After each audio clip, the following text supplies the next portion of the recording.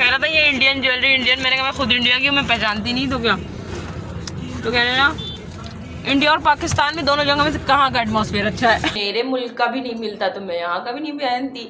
तो क्योंकि वो सूरज शक्ल से ऐसी ही दिख रही थी, बस उसने ऐसे करके ना घूंघट सा किया हुआ था, ऐसे चेहरे को ऐसे किया हुआ था, मतलब इस साइड से जिस साइड मैं थी उस साइड घूंघट था उसके चेहरे पे। तो धोखा खाने की आदत है मुझे, हारने की।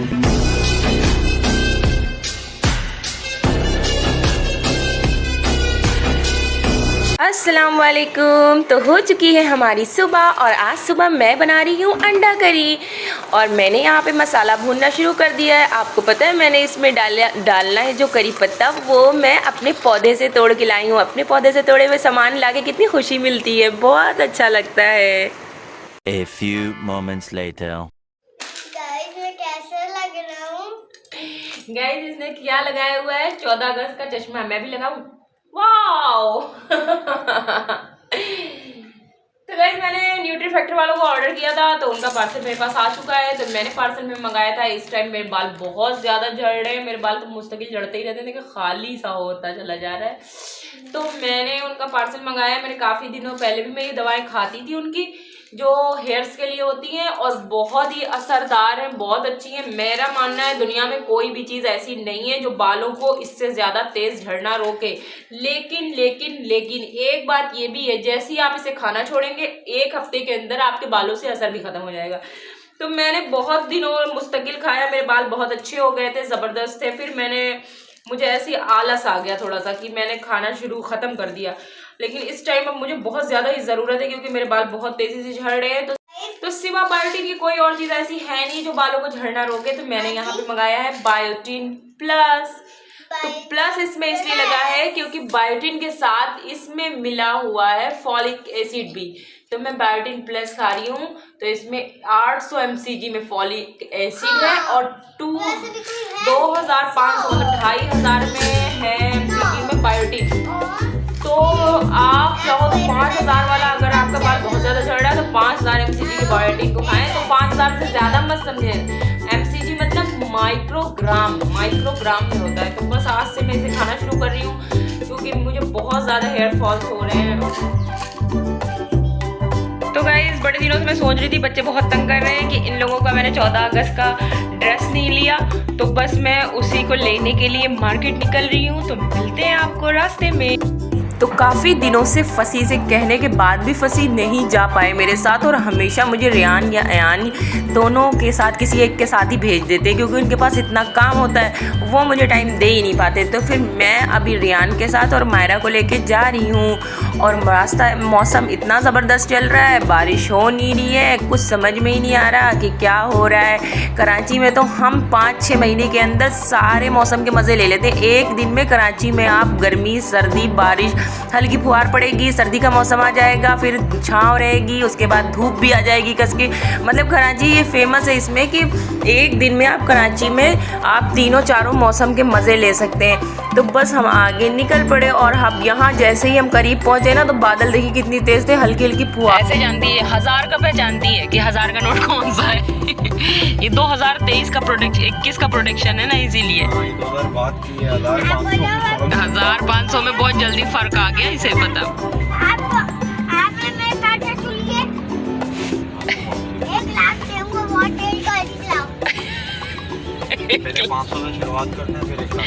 1 लाख रुपए देगी ये तुम्हें तेज गाड़ी चलाने पे। तो मायरा की प्यारी प्यारी बातों के साथ हम पहुंच रहे थे अपनी जगह जहां हमें जाना था। तो हम रास्ते में आ चुके हैं। यहाँ पे हमें हमेशा ही कुछ ऐसी जगहें हैं जहां ट्रैफिक लाइट हमेशा, आज तक जब से मैं पाकिस्तान आई हूँ वहाँ पे मुझे ट्रैफिक लाइट रेड ही मिली है और मुझे रुकना पड़ा है, जैसे कि बिल्कुल मार्केट के सामने। तो अभी ट्रैफिक लाइट रेड है तो हमें यहाँ रुकना पड़ा, उसके बाद हम यहाँ से टर्न होंगे। और मायरा ने हम सबका दिमाग इतना पका दिया था कि हमें लग रहा था हमारा बीपी थोड़ा सा लो हो चुका है, तो हम यहाँ पे थोड़ा कुछ खा पी लें, लेकिन मायरा ने हमें खाने पीने की भी फुर्सत नहीं दी। तो आप देख रहे हैं ये नादरा है, काफ़ी पाकिस्तानी तो सारे जानते हैं, इंडियंस नहीं जानते होंगे। नादरा मतलब जैसे इनका वो सारे शनाख्ती कार्ड, ID कार्ड वार्ड बनते हैं ना, ऐसा ऑफिस था। तो यहाँ मैं मार्केट के अंदर आ चुकी हूँ और इन लोगों ने मुझे इंडियन ज्वेलरीज दिखाई थी। तो ये ज्वेलरी मुझे बहुत प्यारी लगी, इसमें कान के जो ईयर रिंग्स थे उनमें शीशे का वर्क हुआ था। फिर मैं बाहर निकली, मैंने अमरूद लिया और मुझे अमरूद बहुत पसंद है, और यहाँ आऊँ तो अमरूद ना लूँ तो मज़ा ही नहीं आता, क्योंकि यहाँ के अमरूद बहुत अच्छे हैं। तो उसके बाद पता है क्या हुआ, ये वो जो दुकान वाला था वो मुझसे पूछने लगा कि बाजी आप एक बात बताओ कि इंडिया और पाकिस्तान में कहाँ का एटमॉस्फेयर अच्छा है। तो ऐसे ही कुछ थोड़ी बहुत बातें उनसे होने लगी उन लोगों से, वो लोग कर रहे थे लेकिन डर भी रहे थे, इसलिए वो लोग वीडियो में नहीं आए कि कहीं हम कुछ गलत ना बोल दें, क्योंकि वो सही कह रहे थे। फिर कह रहे थे इंशाल्लाह हमारी भी करेंसी एक दिन ऊपर हो जाएगी इंडिया। फिर भी डरते हैं, भीड़ होती है। एक बंदा मिल गया ना वहाँ, कह रहा था ये इंडियन ज्वेलरी इंडियन, मैंने कहा मैं खुद इंडिया की हूँ, मैं पहचानती नहीं, तो क्या।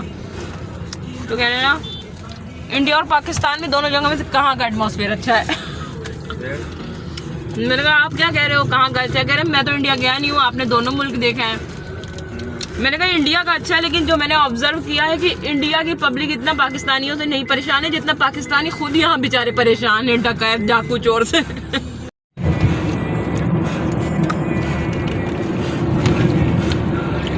तो गाइज हम लोग घर पहुंच चुके हैं और मैंने आपको मार्केट के अंदर का व्यू नहीं दिखाया क्योंकि बहुत रश था, और कैमरा बाहर निकालो फिर मोबाइल से बनाओ फिर उसमें बड़ी दिक्कत हो जाती है, और मुझे सामान लेना था, कोई मेरे साथ था भी नहीं।